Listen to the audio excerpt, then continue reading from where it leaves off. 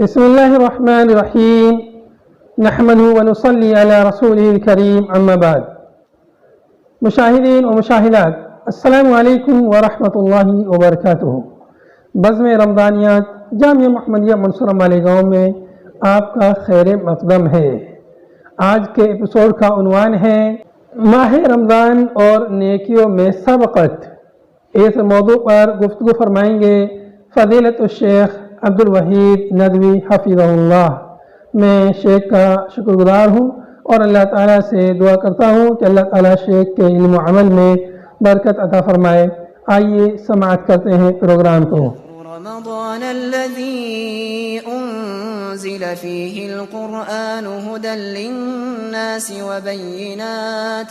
وبينات من الهدى والفرقان فمن شهد منكم الشهر فليصم.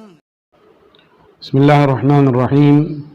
الحمد لله رب العالمين والعاقبة للمتقين والصلاة والسلام على سائر الأنبياء والمرسلين نبينا محمد وعلى آله وصحبه أجمعين ومن تبعهم بإحسان إلى يوم الدين. أما بعد، فأعوذ بالله من الشيطان الرجيم. بسم الله الرحمن الرحيم.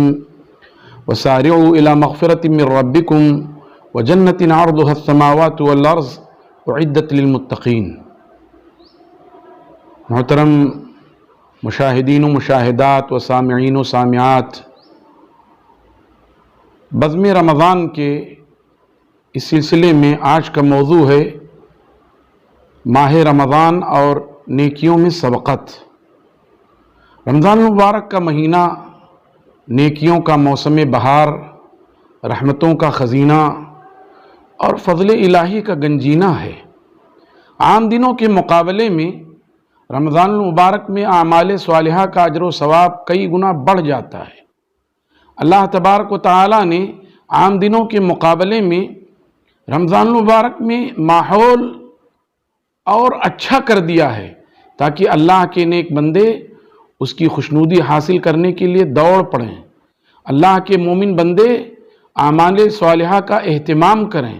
اسی لیے اللہ تعالیٰ نے فرمایا وَسَارِعُوا إِلَى مَغْفِرَةٍ مِّن رَّبِّكُمْ وَجَنَّةٍ عَرْضُهَا السَّمَاوَاتُ وَالْأَرْضُ أُعِدَّتْ لِلْمُتَّقِينَ. دوڑ پڑو، تیزی سے بھاگو اپنے رب کی مغفرت حاصل کرنے کے لیے اور اس جنت کو حاصل کرنے کے لیے جس کی چوڑائی زمین و آسمان جیسی ہے. اور اللہ تعالیٰ نے فرمایا وَفِي ذَلِكَ فَلْيَتَنَافَسِ الْمُتَنَافِسُونَ، اور چاہیے کہ اس سلسلے میں سبقت کرنے والے سبقت کریں. اور اللہ تعالیٰ نے رمضان المبارک میں ایسا ماحول تیار کر دیا ہے کہ اللہ کے بندے خود ہی نیکیوں کی طرف لپکتے ہیں. چنانچہ اللہ تعالیٰ نے فرمایا اِنَّا أَنزَلْنَاهُ فِي لَيْلَةِ الْقَدْرِ وَمَا أَدْرَاكَ مَا لَيْلَةُ الْقَدْرِ لَيْلَةُ الْقَدْرِ خَيْرٌ مِّنْ أَلْفِ شَهْرٍ تَنَزَّلُ الْمَلَائِكَةُ وَالرُّوحُ فِيهَا بِإِذْنِ رَبِّهِم مِّن كُلِّ أَمْرٍ سَلَامٌ هِيَ حَتَّى مَطْلَعِ الْفَجْرِ. لیلۃ القدر کی فضیلت بیان کر کے اللہ تعالیٰ نے رمضان المبارک کے گراف کو بلند کر دیا اور اس کی عظمت دوبالا کر دی. اور اللہ تعالیٰ نے فرمایا شہر رمضان الذی انزل فیہ القرآن ھدی للناس وبینات من الہدی والفرقان.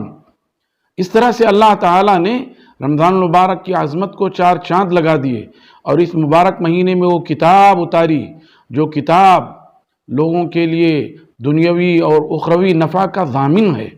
اور پھر اللہ کے رسول صلی اللہ علیہ وسلم نے فرمایا کہ اذا كان اول ليلة من شهر رمضان صفدت الشياطين ومرضت الجن وغلقت ابواب النيران فلم يفتح منها باب وفتحت ابواب الجنة فلم يغلق منها باب وينادي مناد یا باغی الخیر اقبل و یا باغی الشر اقصر. کہ رمضان المبارک کا جب رمضان المبارک کی جب پہلی رات ہوتی ہے تو سرکش اور جو ہے خبیث قسم کے جن قید کر دیے جاتے ہیں اور جہنم کے دروازے بند کر دیے جاتے ہیں، جنت کے دروازے کھول دیے جاتے ہیں اور اللہ کی جانب سے پکارنے والا پکارتا ہے اے بھلائیوں کے جویا تیزی سے آگے بڑھ، تیزی سے آگے بڑھ، اور اے برائیوں کا قصد کرنے والے ٹھہر جا، رک جا۔ اس طرح اللہ تبارک و تعالیٰ نے رمضان المبارک کی فضیلت بیان کر کے اور شب قدر کی فضیلت بیان کر کے اور مسلمانوں اور انسانوں کے دشمن جنوں کو قید کر کے اور جہنم کے دروازے بند کر کے جنت کے دروازے کھول کر کے اہل ایمان کو دعوت دی ہے کہ نیکیوں کی طرف بڑھتے چلے جاؤ، بڑھتے چلے جاؤ اور برائیوں سے رک جاؤ۔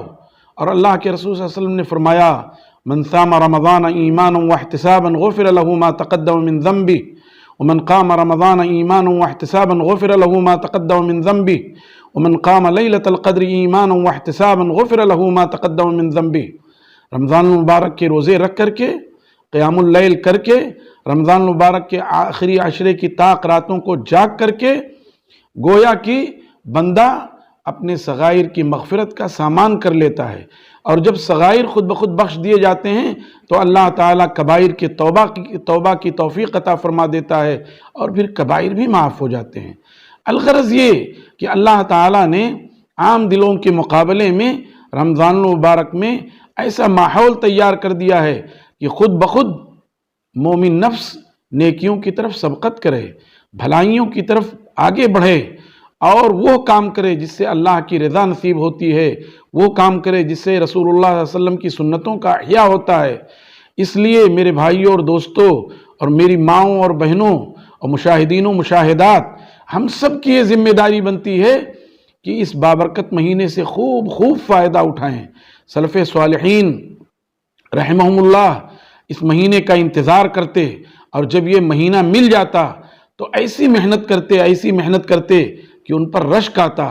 اللہ کے رسول صلی اللہ علیہ وآلہ وسلم عام دنوں کے مقابلے میں خیر کی طرف اتنی زیادہ سبقت کرتے کہ آپ کی سبقت خوشگوار اور عمدہ تیز ہوا کے مقابلے سے بھی زیادہ ہوتی۔